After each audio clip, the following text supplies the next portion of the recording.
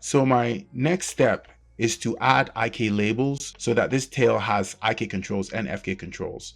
And as I've gone over a lot in this course, I'm going to turn off offset parent matrix for that. We'll turn it back on very shortly, but it's going to be off because I'm going to get an error. It's not going to finish completing this chain. So I'll make sure this is off. And now I'm going to hide my geometry and start adding my labels. So I'll start with the first one and come over here to my IK labels and add a 0. Go add. And for this chain, unlike the ears, I'm going to skip one joint. All right, and go add because I have a lot of joints, so I don't want too many controls. So I'm just going to skip every one. I should still have good functionality. So I'll add 2 over there. Over here, I'll add 3. And for the next one, I'll just add 3 and then come in here and under the joint labeling, I'll change it to 4 and do the same here. Add 3, change it to 5. Over here, add 3 again, change it to 6. And then add the last one, just add 3 and change it to 7.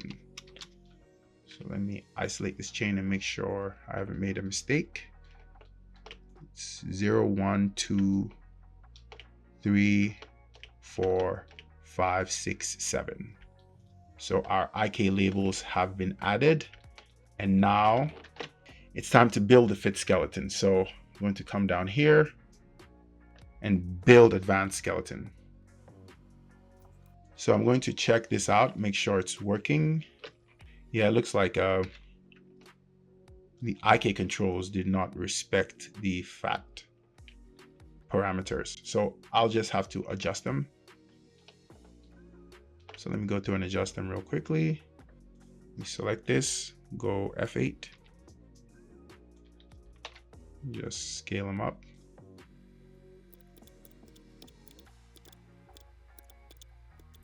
So I'll test this out, and it looks like we have a functioning IK chain, and we also have a functioning FK chain. Okay. Yeah, do that. Do a proper test. Okay. And another important thing I want to direct you to is our extra controller. So we have a main extra controller and we have another one inside here right underneath it. This is going to be very important. This one is what my main rig is going to wire all its constraints to, and this one is the one that's going to be used to scale this tail.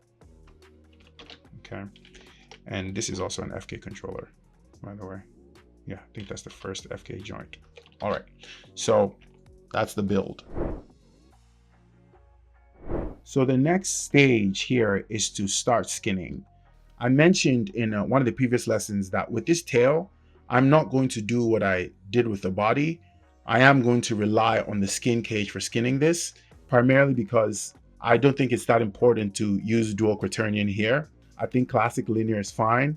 So I'm going to go ahead and get my, let me add this geometry to a layer temporarily.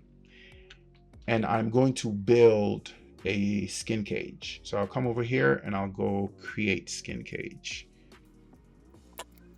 Now I'm going to test it out. So I'm going to hide geometry again and just see how the skin cage is behaving. It's more than likely going to behave very well. All right, this is a very simple rig, just a straight rig, and go into IK mode. And yeah, it's doing exactly what it's supposed to do. It's functioning well. All right, so with this, we just have to go through the very simple process of just copying weights onto my geometry. So if I select my geometry and I go copy weights, and I can run a test. Yeah, this is the perfect skinning the skin cage has given me. This is a very simple task. as far as skinning is concerned. But you see all these weird notches in here. They are expected because this would technically be the squash, and this would be the stretch side. So you would want some pinching here. But I'm going to show you how I'm going to sort of get rid of them. All right, so just to give my cutout tool the best chance of giving me the best results, I am going to, let me hide my motion system, make some edits to my skin cage. Let me hit that deformation width button, see what it gives me.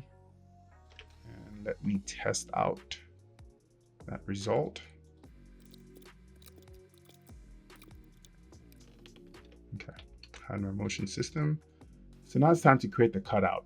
So I'm going to hide these, hide the skin cage, and see what I get with the current skinning I have. I hope that the cutout tool does a great job of just separating this, because this is very easy. I hope it doesn't make a mess. So I'll come over here and hit create cutout.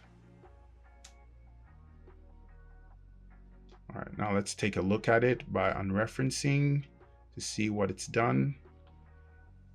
Yeah, it gave me one of those sloppy cuts. I do not. Yeah, this cut might be too sloppy. So I'm going to have to make some skinning edits.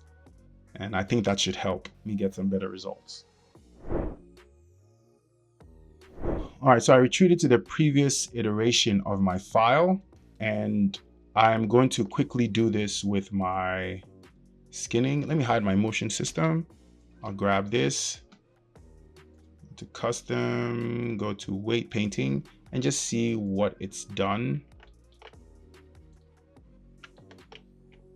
Yeah, this is, let me go down here and select, okay, it's already at 0.01. Looks like I kept that. And let me just step down and see. Let me also turn on my numbers. So what I'm actually going to do is make sure that the rows that are designated to each of these for the cutout have a pure value of 1. So let me go up here, starting from the very beginning. Let me hide my joint chain, not hide it, but make it not selectable. And I'm just going to select my vertices. So I'll go to vertices, and select this, and go back to my weight painting tool. Okay, and then I'm just going to make sure that I flood with a pure value of 1. Head down the joint chain and do the same thing. Let me go to the front view. This will make this a little bit easier. Go to paint weights tool. So I want these next set. I think it includes this too. Go to my paint weights tool. Yes. And then just flood with 1 and just keep going down the chain and doing that. So I get some.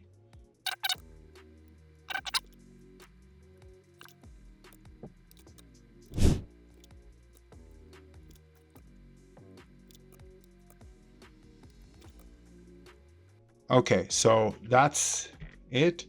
I just went through, and now everybody has an influence of 1.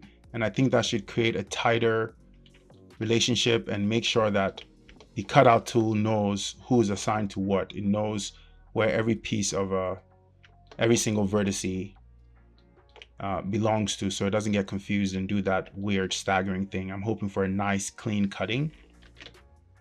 With that done, I'm going to come over here, grab my geometry, and run my cut up tool again. Right, let's take a look at what it's done. Yes, much better cuts, but with spacing, I suppose. Yeah, I'd rather have this clean result rather than the previous one with the staggered look. Right, so this is as good of a cut up as I could hope for. And if I really wanted to, I could really just come in here and do an extrusion. But it just occurred to me that I have made a mistake. I should really have turned on offset parent matrix. That's the very important thing about this. So I'm going to go to my previous save.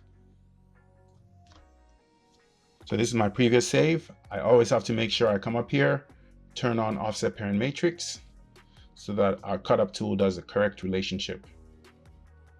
So I'm going to come over here, hit create again. So if I hide my layer and untemplate, these are my cut up pieces. And as I was saying, if I really cared to fill this in, I could really just do an extrude for every single one of them. So I double click over here, grab my extrude tool and just move it like this and get a better connection. All right, so I could just come over here and do it for all these guys. So I'd select all of them, go extrude and pull it out like that. Like this. All right, so I'm going to go through and do all of them.